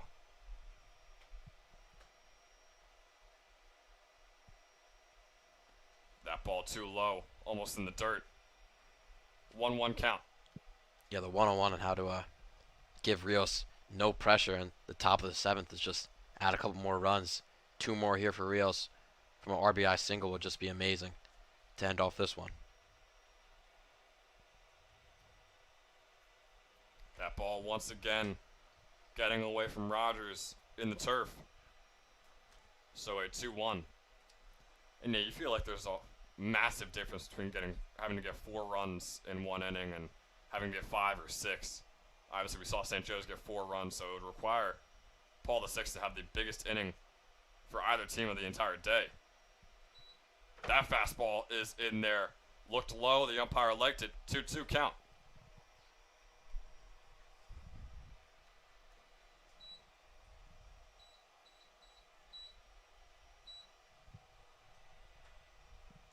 Delvecchio swinging at that one. Looked like it was almost heading for him at a moment there. So we're going to stay with the 2-2 count as that one is fouled back. Once again, Josiah Brown on second base. Robbie Carvelli on third. Tyler Delvecchio up at the plate with a 2-2 count and a couple outs.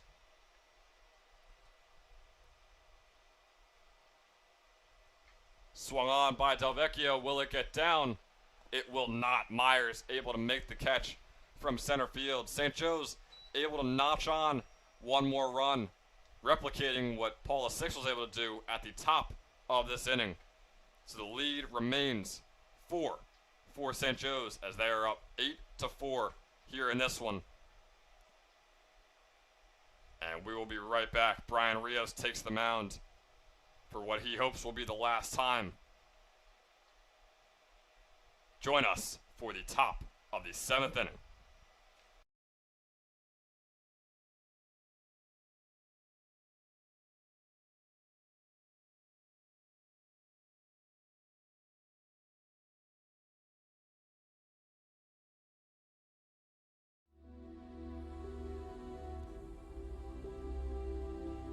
Spring 2022. After a dominating 3 wins in the GMC tournament, the Falcons finally met their match against North Brunswick. 4-2 is your final. For the first time in program history, North Brunswick, you are the GMC tournament champions. The opponent remains the same, but vengeance is a powerful thing. A high school analyst once said that the Falcons should be embarrassed by their performance early in the season.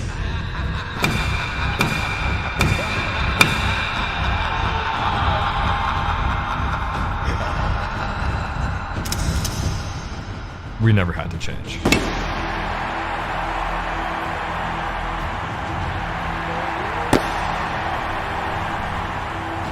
The GMC throne is up for grabs. Who will claim the title? Who will prevail? North Brunswick, St. Joe's. Let's play ball.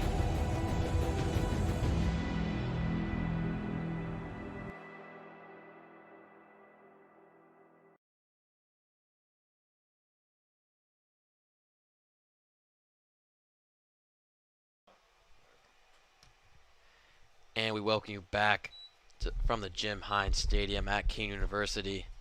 St. Joe's trying to keep their 8-4 lead to move on to the sectional semifinals. We'll be back here at Keene University at Wednesday. Brian Rios with his 3rd inning of work, trying to shut it down for St. Joe's. The first pitch is way outside to Nace. Nace, the 9-hitter.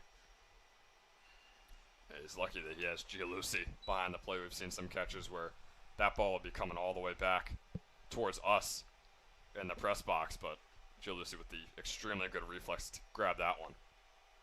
Another pitch. A little too high, so 2-0 to Nace. Nace 2 for 2 on the day. Very good out of the 9-hitter. Kind of replicating Will Ramsey.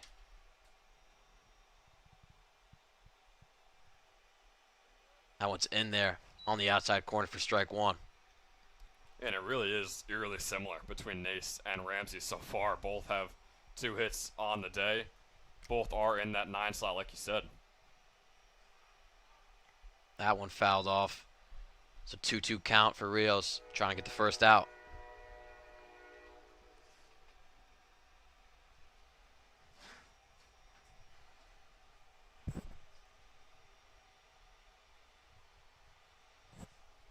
Here comes the 2-2.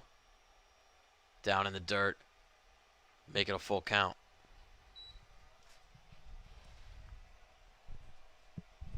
And this is big right now for both teams. I mean, what happens with the first batter could really shift the momentum of this entire inning.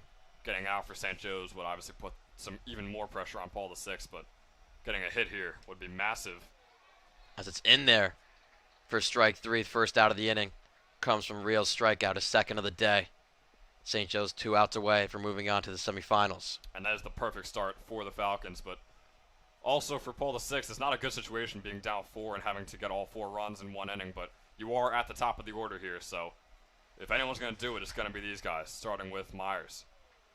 Myers takes that first strike on the outside corner.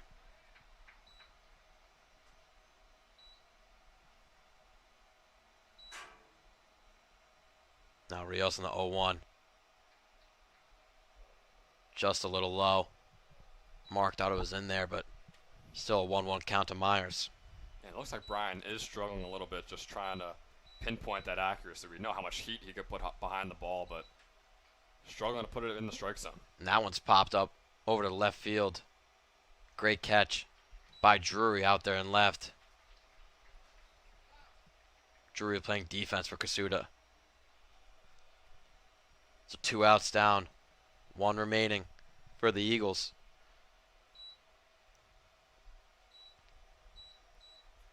Yeah, now in this situation, it would take a miracle for Paul VI to come back in this game.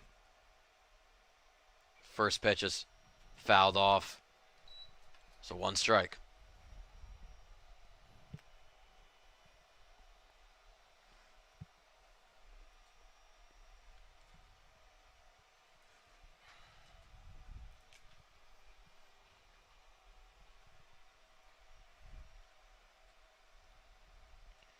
And Rios' 36th pitch of the day is in there. What a curveball to make it an 0-2 count. 1 strike away from ending this one.